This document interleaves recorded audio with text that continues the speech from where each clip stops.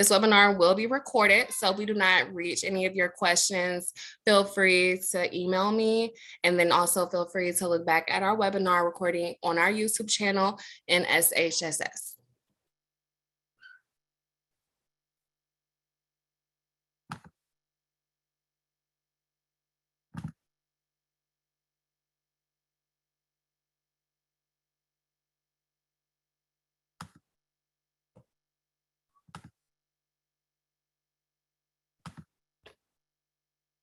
All right, one more minute.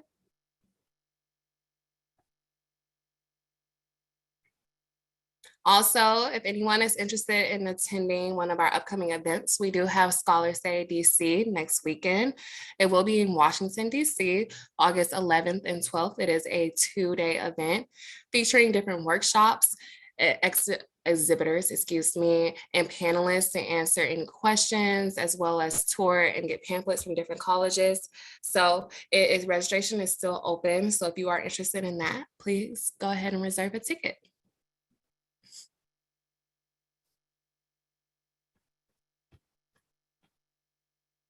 Okay, we can go ahead and get started.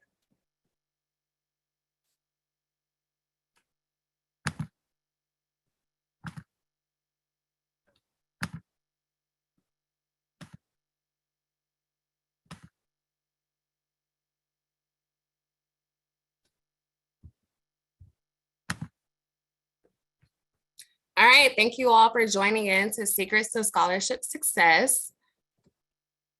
Today, we will go over our introductions of our 2 wonderful panelists.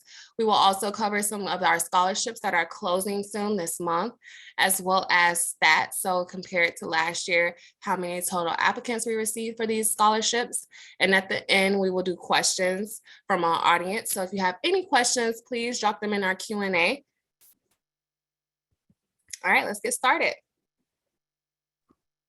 Hi, my name is Samantha Giles. I'm the Klaus Nobel Future Female Leader Scholarship winner for the year 2023.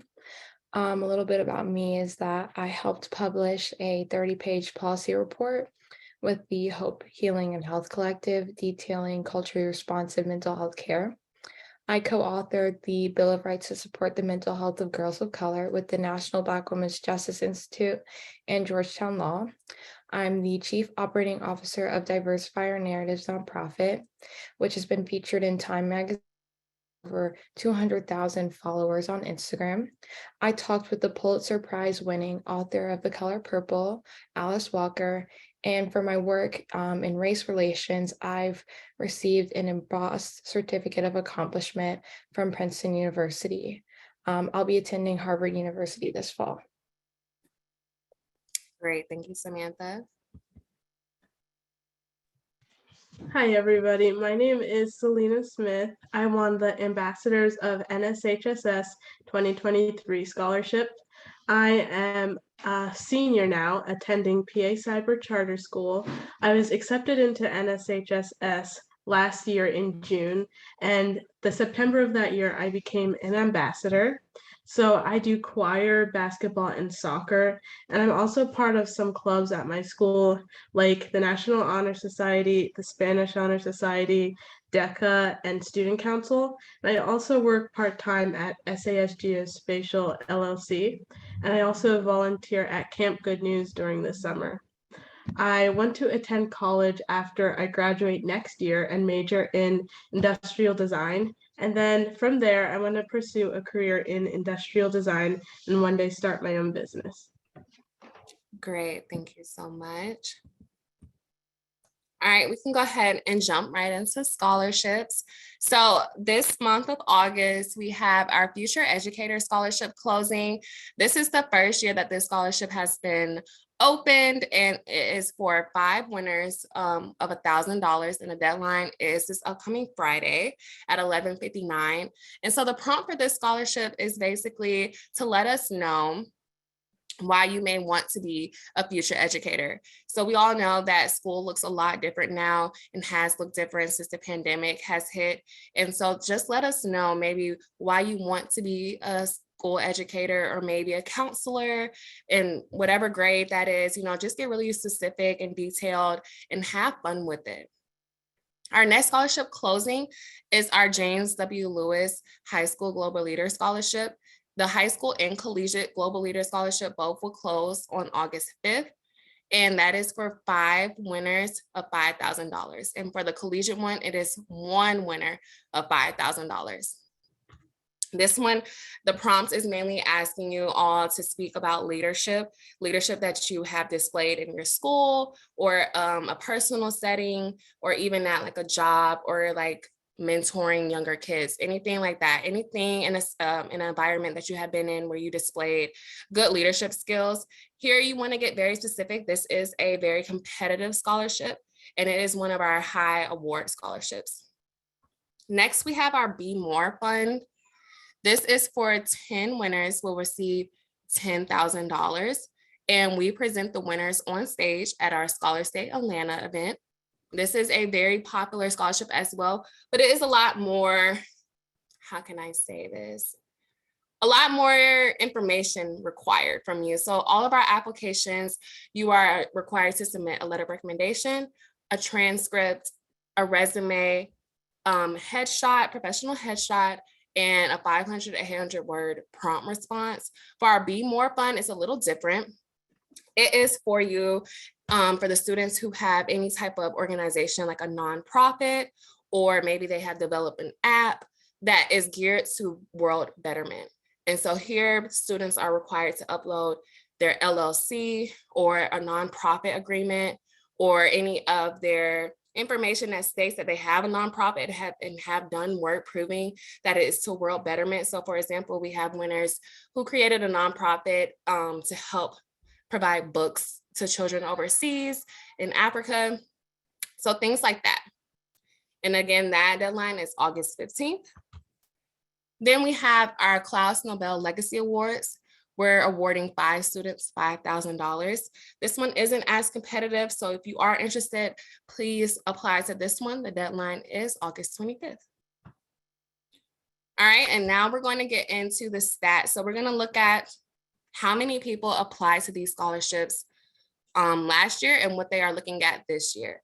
So like I said, our Future Educator Scholarship is fairly new. This is the first year that we are offering it. And so far we have 84 total applicants. So not too bad. If you apply to this one, you have a great chance, because if we go back, this one does have 5 winners. All right, our next one is our James W. Lewis High School Global Leader Scholarship. Last year, this one received 637 total applicants. And then this year it's already at 538. This one does not close until the 5th. And so we will see a jump here. Like I said, this is one of our more competitive scholarships. Everyone wants that $5,000. So that is something to keep in mind when you are applying. Next, we have our Be More Fund with 40 total applicants last year. Right now, it just stands at 7.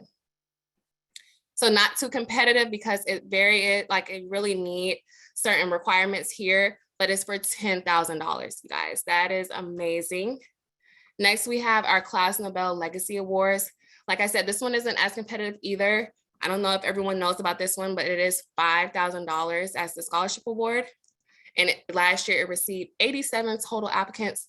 This year it's only at 26. So if you are interested in any of these scholarships, please go onto our website, read the eligibility requirements to see if you are eligible, and then as well, go ahead and apply. I think it's great to go ahead and get started on scholarship applications as soon as you can. At NSHSS, we do start taking scholarship applications as soon as your freshman year.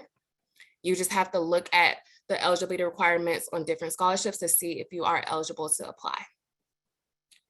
Okay, now we can go ahead and get started with our questions. I'm going to leave this here a little while just so you all can get a glance at it and take note of anything. Our first question is to our panelists: how many scholarship applications have you all completed? I can answer this. For me, I've completed around probably a little bit over 500 applications. Wow. A lot because my school doesn't have, it doesn't provide merit-based aid. So it only provided need-based aid. So I took the initiative and applied for a lot of scholarships. And so how many would you say you received, if you don't mind sharing? I think maybe it depends. I know the money amount, but I don't Okay. know how many I've won. Okay. So would you say it was worth it?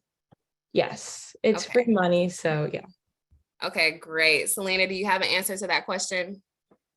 Yeah, my scholarship amount was way less. I only applied for 2. Okay. So yeah, and they were both through NSHSS. I'm still like getting started with the process of applying to scholarships because I'm a senior this year, but it looks like I'll be applying to a lot more. So yeah. Yeah, and like a big difference between Samantha and Selena, but yes, there is a difference in the grad year as well. There you are a coming senior. As far as Samantha, she is graduating and will be starting Harvard soon. All right, our next question is, what are a few things you all think make your application stand out? Okay, I can answer this one. So, one thing I really tried to do in my scholarship is make sure I was answering the prompts really thoroughly, like the writing prompts. And one way I like to do this is by like somehow including the question in the answer. So, for example, one of the questions I was asked in the scholarship I applied for, it said, "In what specific ways have you represented NSHSS as an ambassador?" And you could answer by saying something like, "I've represented NSHSS as an ambassador by," and then listing off like what you did. And that just ensures that you're answering the question thoroughly, because that's one thing I think a lot of people forget to do. So it's really important that you really make sure you're answering their question. And then the second thing I like to do is make sure I'm putting myself and my personality in my application. Because if you're just listing off all your extracurriculars and your awards and like other achievements like that, there could be somebody else who maybe has the exact same achievements you do. But the only thing you have that nobody else has is yourself, like your personality and your life experiences. So instead of listing off what you've done, try to just put yourself into it and make it really unique for you, because the application judges need to read a lot of applications each day. So you want to really make sure you're making yours stand out from everyone else's. That was a great answer.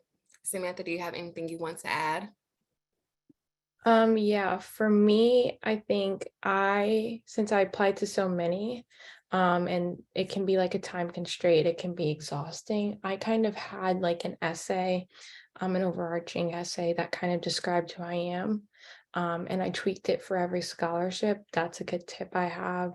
And then yeah, like putting yourself into your essay, I think is really good. And especially if you like need the money, describing that need and your drive for wanting to get this scholarship. Great answers from you all both. I can attest to that. So, excuse me, for everyone who does not know me, I am Alexis Adams. I am the scholarship administrator here at NSHSS. So I publish all of our scholarships as well as award them. So I am the one reading every application. So I did read Selena's, I did read Samantha, and I picked them myself. And I can attest to what both of them have said. Please, please, please make it unique. I love reading applications where students are telling a story. It is extremely important. That is how you stand out, because like Selena said, some people will have the same accomplishments as you. And I know sometimes I get questions from students saying, well, I don't have a story. Like, nothing tragic happened to me, or nothing spontaneous or super exciting happened to me. Like, I'm just a regular kid. So how do I stand out? And I tell them every time, there's something about you that is unique, and you just have to find what that is and include that in your story and your prompt. It is very hard to stray away from the prompt sometimes. I do have tons of applications where I'm like, this kid did not answer the prompt at all. And it is easy to do that. And it is kind of hard to tell your story and still tie it into the prompt sometimes, depending on what the prompt is. But find out what makes you stand out, what makes you unique, include that in your writing, and just have fun with it, you know, definitely add some character and personality into it. All right, next we have, what type of activities or extracurricular activities did you do or are you involved in that you participated in the high school and now maybe in your summer that you also included in your resume? Just to give an idea to the audience of different things they can participate in to help them include things.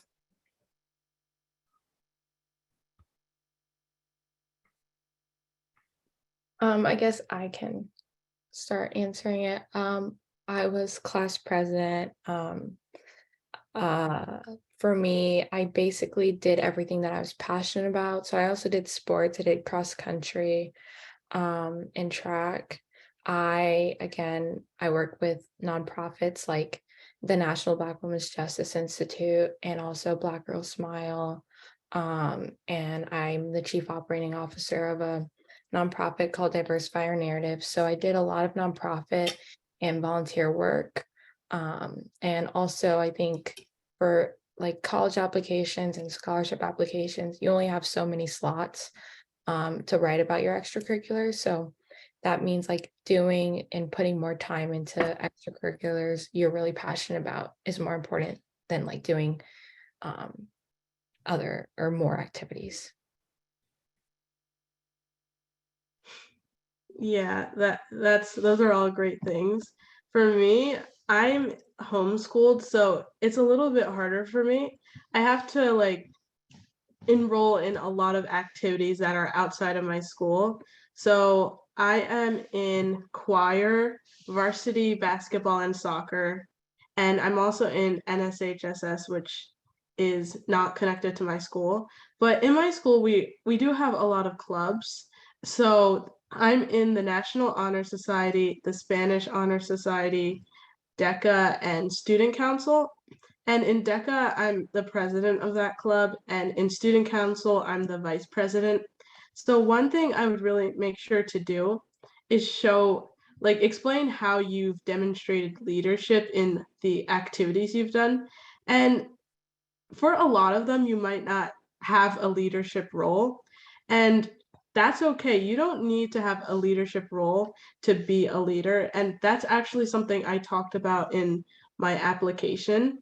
Like, even by, I don't know, just showing leadership, like being kind to others or going out of your way to make sure whatever you're doing runs smoothly.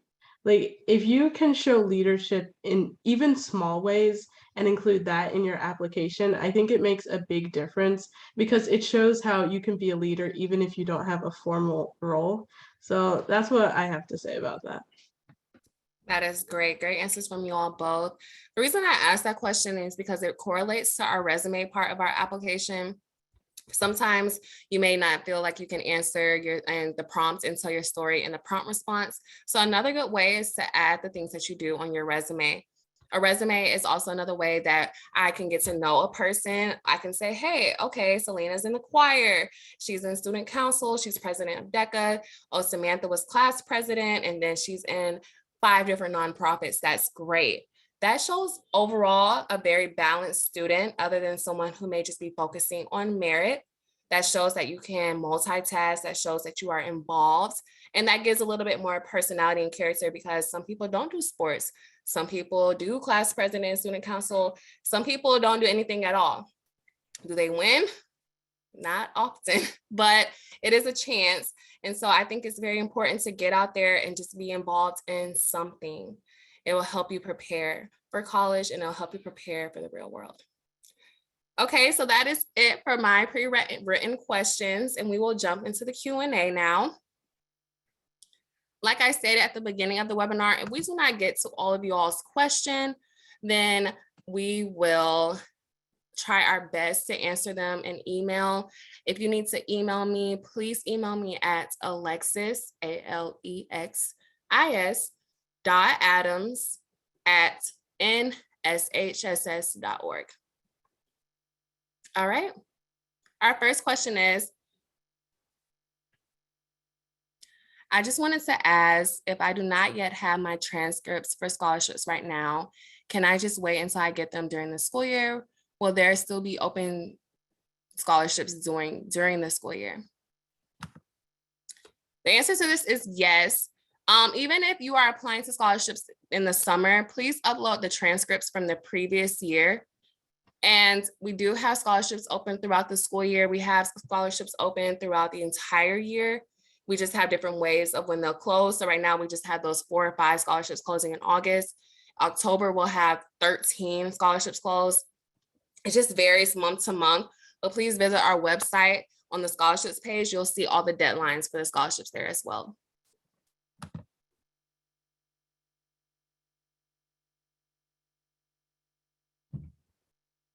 All right, this question says, do you have to go to an event to receive the scholarship?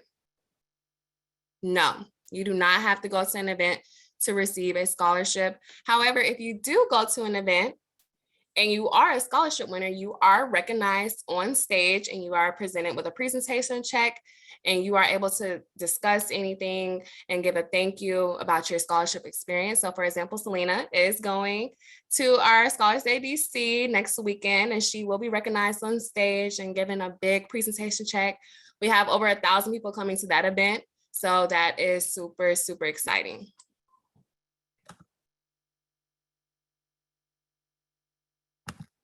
Okay, this question our panelists can give a little chime into. It says, is it very difficult to apply for these scholarships? What do you guys think?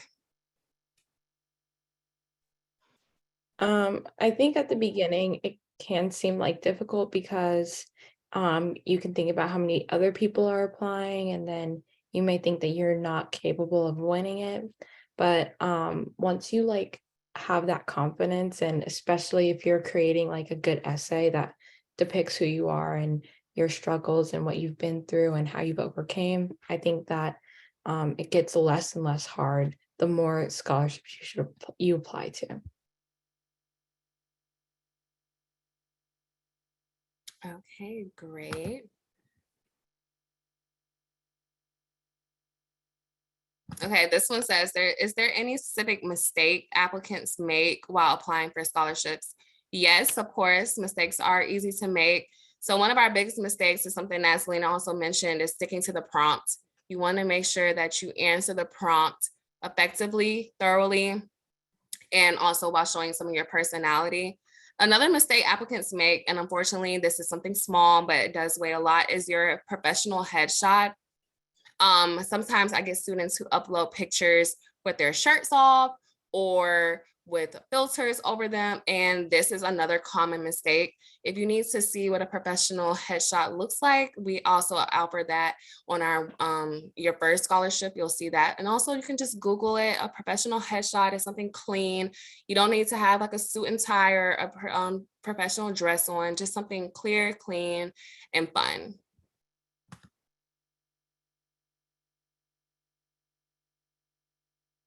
All right, this one says, do you need to be an NSHSS member to obtain all of these scholarships? No, you do not have to be a member. Some of them do require membership so for example, the scholarship Selena won, you did need to be a member. You need to be an ambassador of our organization. But for Samantha's scholarship, the Klaus Nobel Future Female Scholarship, you did not have to be a member. And so it just depends. Also, you can see that eligibility requirement under our scholarships on our scholarship page.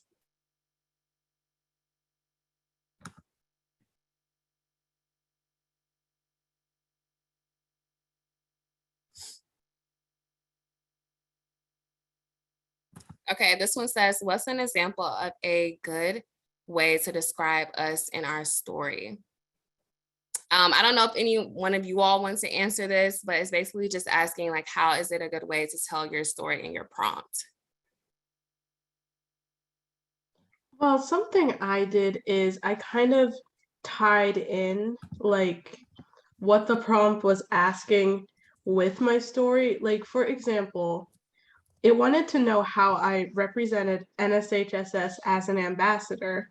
So I just kind of answered that by listing off all my leadership activities, but instead of like just leaving it at that, I kind of like explained further what I was doing, like what my personal experience was in each of those activities. So I would definitely first make sure you're sticking to the prompt with whatever you're doing.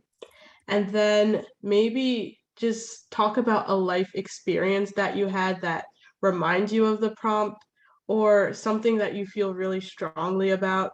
Just make sure that the people who are reading your applications, they're coming away knowing more about who you are as a person as opposed to what you've done.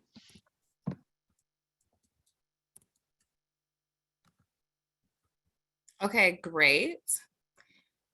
Another question is from another homeschool student. She said, I am also homeschooled and it is nice to see a fellow homeschooler in NSHSS.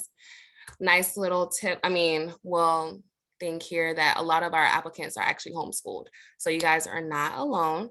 I was wondering what your essay writing process looks like. How many days does it take for you to draft it, have a review on the essay, revise it, and finish the application? So I guess, Selena, this one is more targeted towards you.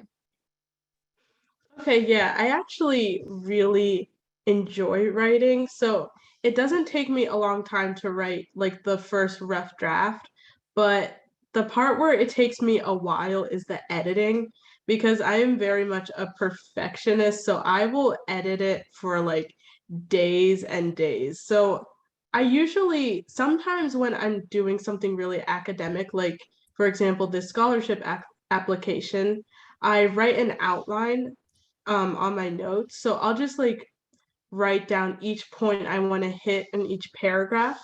And then after I do that, I will try to transfer all of that onto a Word document and make sure I discuss in depth like the points I put in my outline. And then after that, I'll probably just leave it for a few days just to kind of, so when I go back to it, I can look at it with some fresh eyes. But yeah, make sure you're paying attention to the deadline because you want to give yourself enough time to actually complete it. And in my case, I did not have a lot of time at all to complete this scholarship deadline. So I had to kind of accelerate this process and go a lot faster. But what I would do is really assess how long it takes you personally to write an essay and make sure when you're applying for the scholarship, you give yourself enough time to actually write it because you don't want it to be rushed because then there might be mistakes and it might not be your best work. So I would definitely pay attention to when the deadline is and make sure you're really organized with your writing. Like maybe make an outline if that works for you, or just take a lot of time editing it, or maybe even ask somebody else to look over it for you. Just do whatever you need to do your best work, basically. That's what I would say. Great answer. Okay. Another question is, hold on, we have so many guys. This question is intended for Alexis. What does the process of selecting a scholarship winner look like? What are the top best qualities you seek in a scholarship application? Also, are you the only one that looks at the scholarship and select the winners, or is there a committee? Thank you for the question. A few things that stand out to me is, like I said, a great story. I'm not looking for something tragic that happened to you. I'm just looking to hear about you. I'm looking to see some personality, and I'm looking to see any additional things that you may be involved with that show leadership. So maybe you didn't join any clubs, but you mentor or tutor kids after school. Or maybe, you came from someone of a less fortunate family. And so you talk about, I've had a student talk about that they didn't really have time to join any clubs or work because they spent all their time after school watching their siblings, and they really just told their stories there. Anything that just gives you something unique about yourself, that is what I'm looking to see. I'm also looking to see that GPA, although GPA requirements are not required for each scholarship, every scholarship applicant must have at least a 3.0 though. So that is something that we look at as well. And am I the only one looking at scholarships? No, I am the main one, but I am not the only one. So there is a committee of us. All right, this question says, are there any tips for people that are not easy writers? It can be difficult to start or continue writing. Essays are not my strong suit, but I would like to start applying for scholarships as soon as I can. I guess kind of what I said, like, since I applied to so many scholarships, I kind of like had the same story going. So like, I guess getting ahead of yourself and staying organized. So if someone or if a prompt asks like, why do you deserve this scholarship? That's a common prompt. So it'll probably be asked like over and over. So you can kind of reuse that essay. Um, in your scholarship application, but if it's very specific and targeted, you can kind of change the wording depending on each one.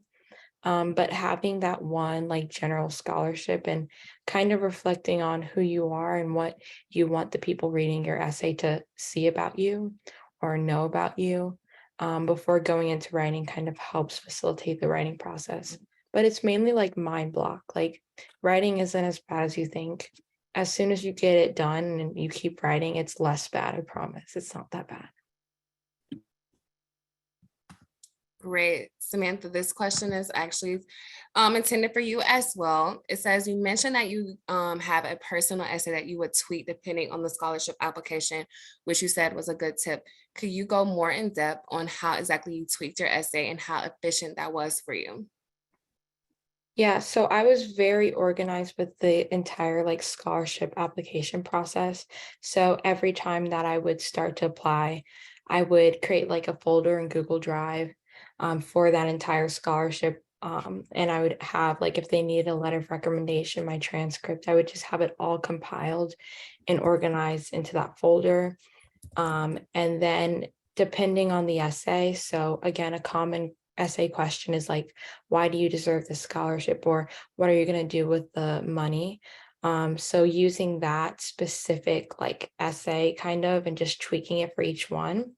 There are some that you're going to have to do and write all over again, but just know that it's usually common, the prompts, and you can just change like little words, but yeah. Nice. Thank you for that. One question that I see repeatedly being asked is what I'm sorry, I just had a brain fart. What was the question? I literally just typed an answer to it.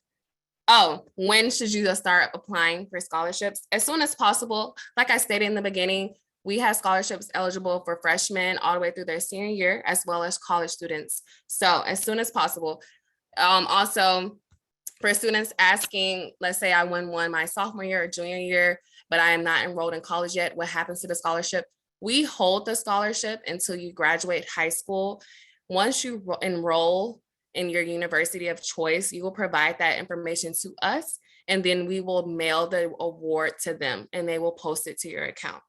You will be able to use this for tuition, meal plans, housing, books. It goes to your account in general and you can use it however you want.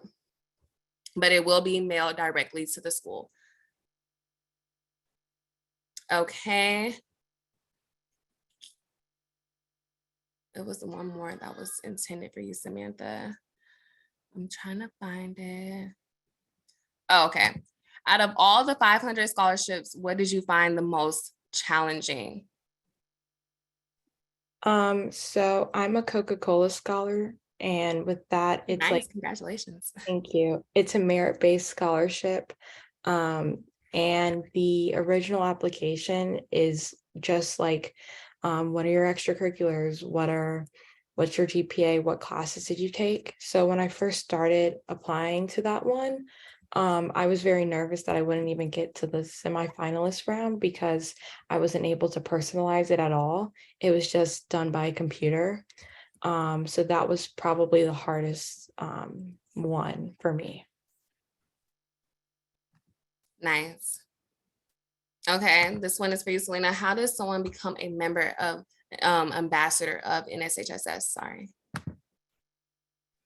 Okay, I'm pretty you definitely have to be a member of NSHSS first.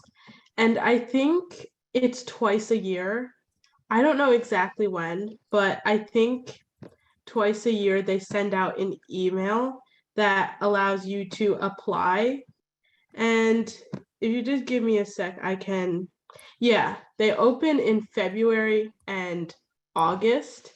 So, yeah, they send out an email and I forget exactly what they want you to do, but you just have to kind of include what you do, like your extracurriculars, I think.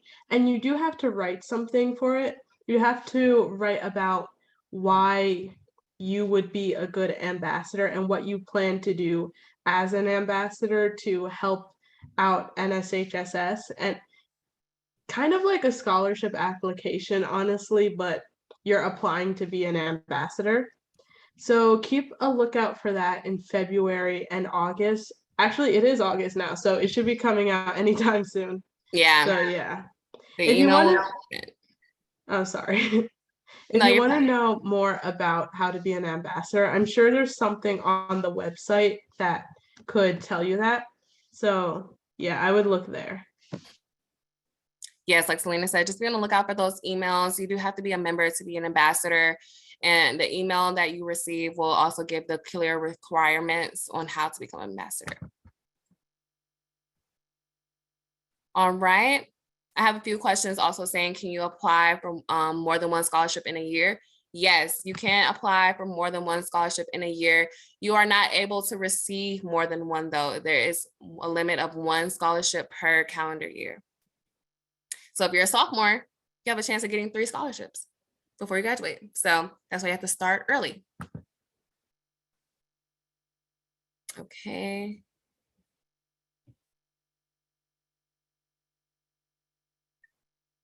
This one says, do international applicants have the same chances as US citizens? Absolutely. You are eligible to apply for any of our scholarships as an international student. I have awarded several international students throughout my time here at NSHSS. I've awarded some people, a lot of people actually in Canada. I've had some students in Puerto Rico, Costa Rica. I want to say I have some in Kenya, Nigeria. So yes, applicants internationally have the same chances as US citizens.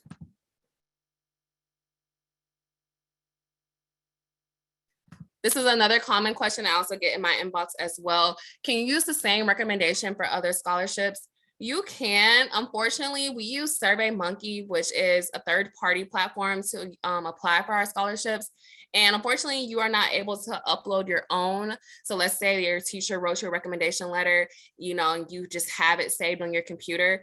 You cannot upload it yourself. SurveyMonkey requires you to request the recommendation from an educator, coach, mentor, whoever, and they must go in and upload it themselves. So if you are applying to multiple scholarships, they will have to go into each scholarship and upload that letter.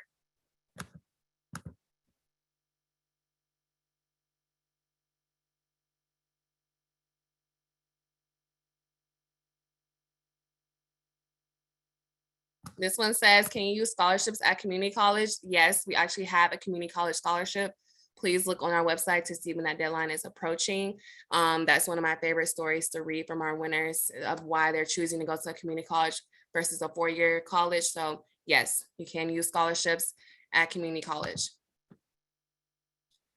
Samantha, this one is targeted towards you. It says, how did you find 500 applications to apply for it? Like, is there a database? So for me, and I went to a public school too, so no one was really helping me with this. I made an Excel spreadsheet kind of with all the scholarships. You have to really be organized and you have to be really driven. It's exhausting to apply so many, but think about it as like free money out there. But yeah, for me, it was like in my area. So I come from a small town. So there's a lot of like small town, like $1,000 scholarships, church scholarships, stuff like that.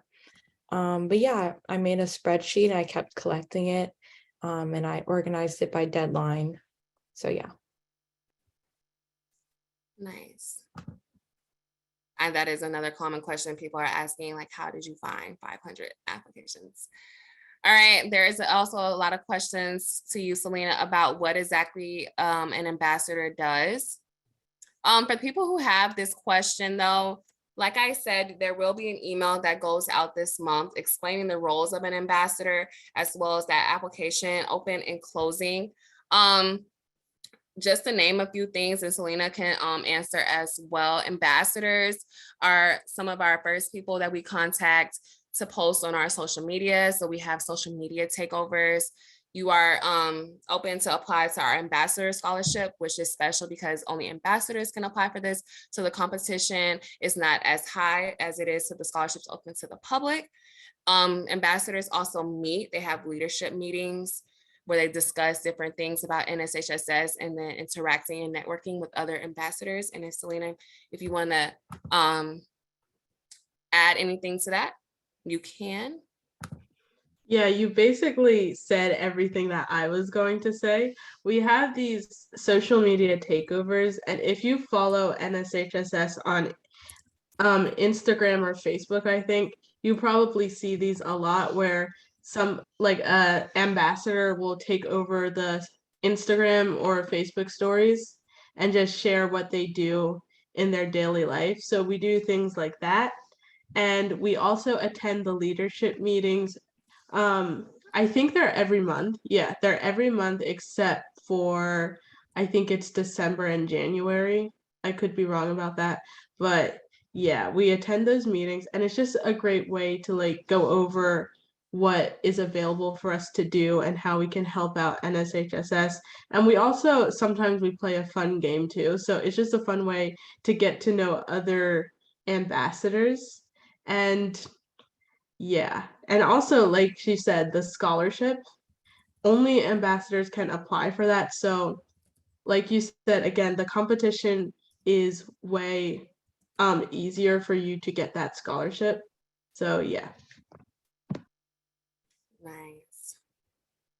Okay. You guys have a lot of questions coming in. Like I said, if we are unable to answer them, please feel free to email me at alexis.adams@nshss.org. All right. This one is targeted to you, Samantha. It says, can you please describe the extracurriculars activities that you did in high school again? I'm really passionate about like giving back and nonprofit work. So I first kind of started with a nonprofit called Black Girl Smile, and then the CEO is essentially my mentor, and she kind of helped me find a lot of these opportunities.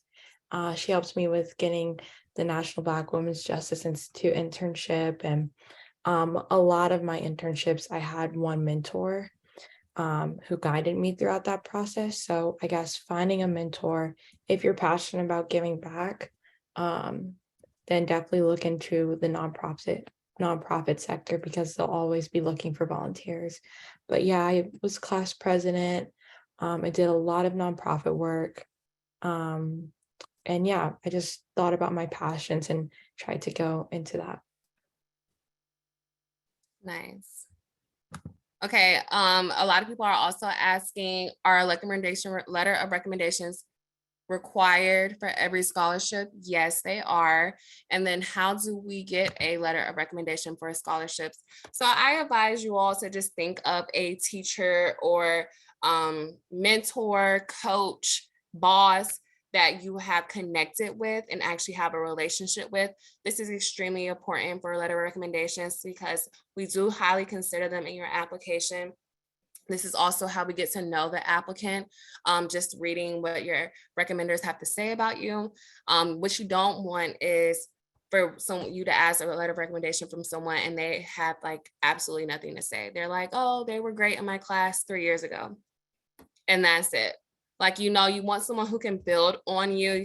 Someone who can say like, I've worked with them over this amount of time and I've seen them display this about the time I've worked with them and they are truly amazing and this, and this. Like, you want someone who can give details, right? So think of someone that you have a relationship with. If you don't have a favorite teacher or a counselor, just think outside the box Maybe you connected really well with someone in your church or club. I have a lot of people who provide letters from their Club Scouts or Boy Scouts and things like that. So just think outside the box. Someone, like I said, who can give details on the relationship with you, and someone who actually put in effort.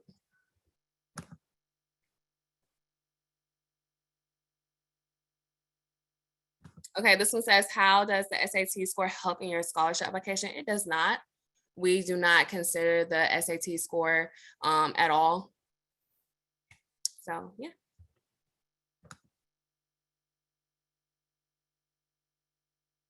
The letter recommendations do not have to be from someone at your school. They do not have to be academic. They just have to be someone who you've had a relationship with, who can speak on you, maybe leadership skills that you have displayed. If it is academic, maybe the grade or grades you received in their class. Maybe they talk about how well you performed in their class and assisted your peers, but it does not have to be academic. This one says, what is a good GPA to increase chances for some scholarships? Although all applicants are required to have a 3.0, after that, GPA does not weigh much. We're just looking to see if you have that 3.0 and up. After that, we are taking more consideration of your resume and in your prompt response. And the same thing goes for the ACT as well. Do most four-year universities have scholarships to their institution? If so, how is that process really different from general scholarships? Yes, most four-year universities do have scholarships specifically for their institution. I'm not quite sure how it differs from general scholarships, because on my end, I do know that most scholarships require prompt response, so that is the same. And then most require references. Now they may, and transcripts. The university applications may not require you to submit a resume, but a curriculum vitae. And so that's still similar. Samantha, did you apply to any scholarships at Harvard? I can answer this, and this is something that I did not know, and I wish someone would have told me. So again, I'm from Virginia. So I applied to my state school, which is the University of Virginia, and basically they award like full ride scholarships. Most of the time you don't have to even submit an application for it. So they have UVA, which is a really good public school, has like a University Achievement Award, which is a full ride scholarship, but there are also scholarships that you can apply for specific like minority scholarships. So they had like a Ridley one. And then I also, for U of R, which is a private school, but it's also in Virginia, they have a presidential scholarship, which I won. And that's, I think it was like a third of tuition. And then for Ivy League schools, Ivy Leagues do not hand out any merit-based scholarships. So they are strictly need-based. And you can, I guess, like kind of see how much money you qualify for. I think you can do that on their website, but there is no merit-based at all for Ivy League schools. Great, thank you so much. Okay. Someone said, do you take into account how COVID affected our grades during the time of online school? Not necessarily. Like I said, I'm just looking for that general GPA. If your GPA is a 3.0 and up, that's all I'm looking for, except for those scholarships that do require you to have at least a 3.5 and up. Other than that, I'm not looking to see maybe your freshman year that you got all Fs. Now that may affect your GPA, but I'm not looking to really see, oh, they got a C last year, maybe they're not great for a scholarship. We're just looking at the overall GPA. I love this question because this is also something that students must take into account, is what does a good resume look like? Please Google what a professional resume looks like. I have received several applications where resumes are just bullets in all different fonts and colors. No, unacceptable. A professional resume is all the same font. You have a clear heading of your name, email. If you include your phone number, that is up to you. If you include your address, that is up to you. It's not necessary. You also break down, where you go to high school, what grad year you're in, and then you follow with any opportunities that you made. If you have a job, you put your list of jobs that you have worked with, like at least 2 to 3 bullet points describing that role that you had. And you will do the same thing with the different sports or clubs you are involved in. Please always at least include 2 to 3 bullet points of describing this. Like I said, this is how we get to know who you are as well. It doesn't help if you said, I was a cashier at Target, and that was it.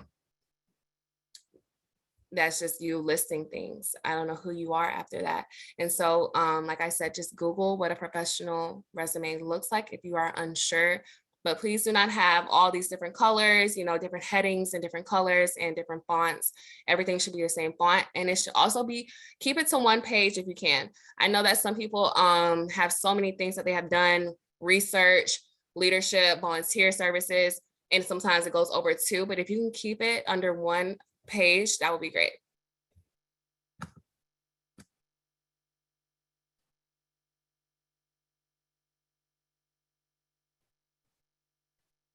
Someone said, and I do have a couple of questions like this as well. Is it okay not to do any sports? Yes, that is completely okay. Sports are not everyone's thing, but please do find your thing and add that to your resume or to your prompt response. So any type of involvement you've been in doesn't have to be a sport though.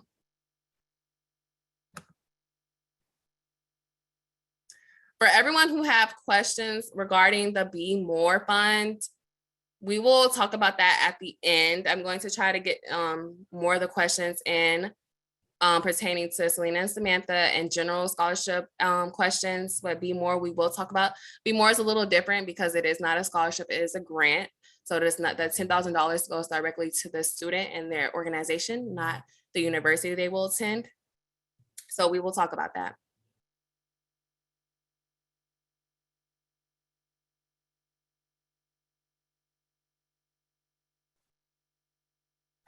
Someone said, are there any additional shortcuts that you would be beneficial to use when applying for multiple scholarships? So I guess, Samantha, that is more intended for you. I would just say be organized. Like there's no other way you can be like successful with this process. And then something that, again, I wasn't told, like you also have to be organized in collecting the funds, making sure the money gets allocated. And I would just suggest using a spreadsheet, having like a big Google Drive folder for scholarships, and then having little Google Drive folders for individual scholarships with your essays and stuff like that, all stored in there. Great, thank you. All right, we just have a few more minutes.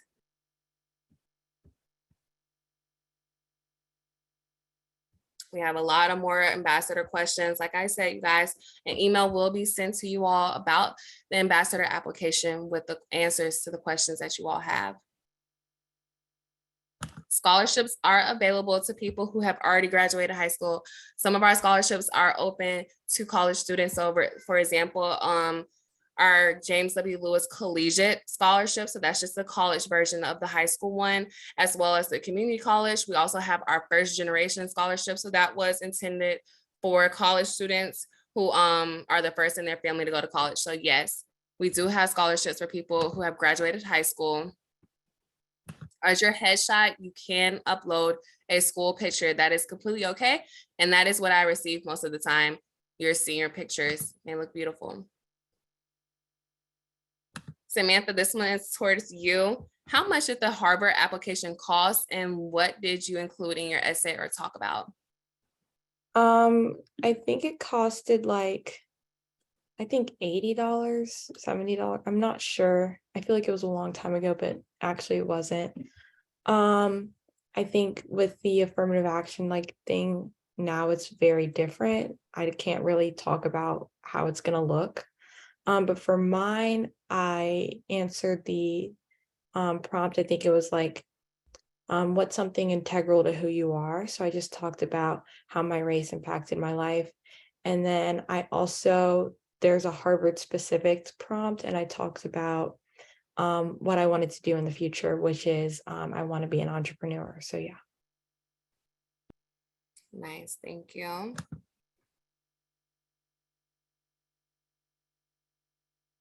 Can students use the same essay for each scholarship? You can, But like Samantha said, please tweak it to the prompt. And so every prompt is not the same. So if you write a general essay about what leadership looks like to you, or I know some of the most general prompts are, who am I? Describe who you are. Every prompt is not the same. So you are going to want to tweak that, but you can still include some of the things that you have in that general essay. This one is attendance at the Scholars Day required to maintain membership? Also, Scholarship Day DC, do you need to stay overnight at the venue? No and no. Attendance is not mandatory to maintain membership. Every member does not go, of course not. We would not have enough space for every member to attend. And you do not have to stay at the venue. We do have a room block that just actually ended today, but if you would like to stay, it does not have to be at the Gaylord. It can be at any venue of your choice.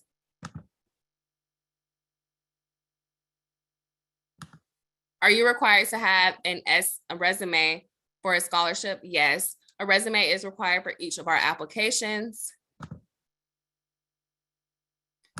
We award scholarships within a 6 to 8 week process timeframe. Sometimes they take longer. I'm sorry, the question was, what are the typical timeframes for awarding scholarships?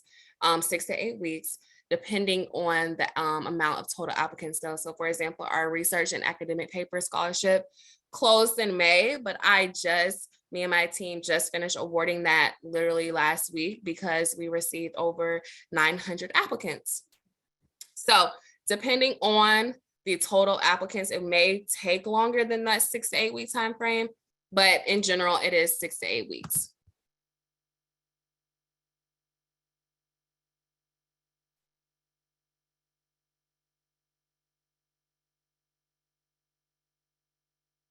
All right, this one is targeted to both of you all. It says, what school activities do you suggest to stand out? I think for me, and like specifically like getting into Harvard, I don't know exactly what Harvard wants, but they have a lot of applicants doing a lot of the same things. So having a passion, like something you're very passionate about, and talking about that throughout your entire essay and throughout your entire application will allow you to be successful. I think you have to have a theme. And I think it will never help or it will never hurt you to give back and have a lot of volunteer work on your application as well. Yeah, I definitely agree with that. You need to have a passion. Like I would definitely do something that you love to do. I wouldn't just enroll in any activity you can find just to have it on your application. I would do things that are meaningful to you. Like, for example, I am in sports and I love sports so much. So that's something that's meaningful to me. And sports aren't everybody's thing. So just do something that you really care about so that when it's time for you to write the scholarship applications or any type of essay talking about it, you'll have a lot to put on your application because you feel really deeply about what you're doing. Great, thank you. Okay, now we will talk about the Be More requirements. Since we have so many questions, I know so many people are interested now that they saw that you received $10,000. Okay, application requirements for the Be More Fund. You need a tangible product, project, or a nonprofit, including but not limited to a proof of prototype, proof of patent or trademarks, and proof of nonprofit, and any SOP, survey, or studies completed. You will also need the project proposal. So in 500 words or less, what problem are you solving? That is a very broad question, but it is targeted towards world betterment. So what problem are you solving? Next, you need a detailed business plan or proposal for how you would use the money. The more detailed, the better.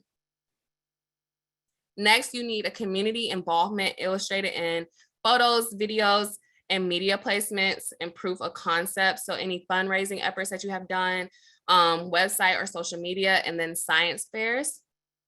And then lastly, you will still need that resume and headshot, professional headshot. So yes. that is it for the Be More Fun. If you have any more questions regarding the Be More Fun that I do not, I am not over the Be More Fun. So if you have any questions pertaining to that, please email educators, NSHSSeducators.org.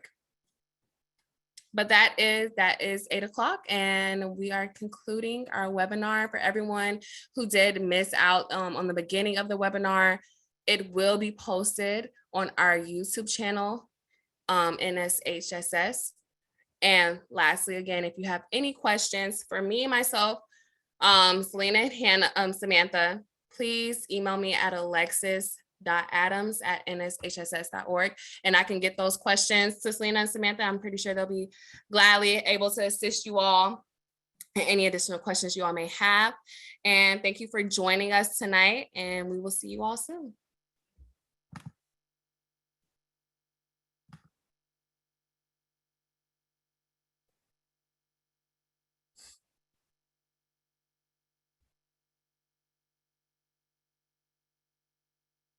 For those who are still on, I will try to answer a few more questions.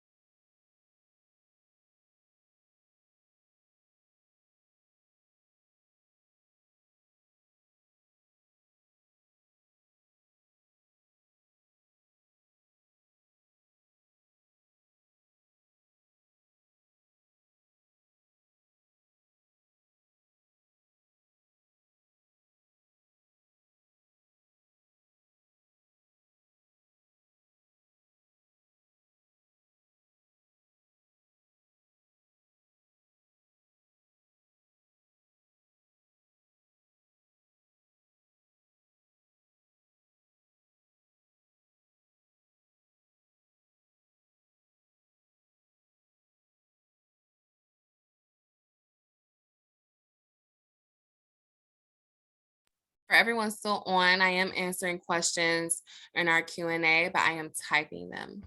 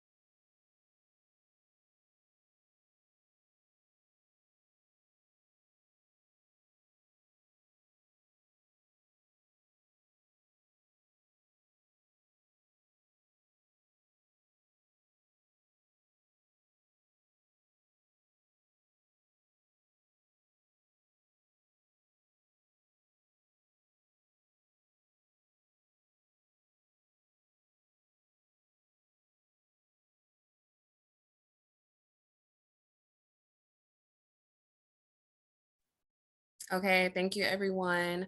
We still have about 100 questions in the chat. Please email me. And like I said, this webinar will be posted on our YouTube channel at NSHSS. Thank you and have a good night.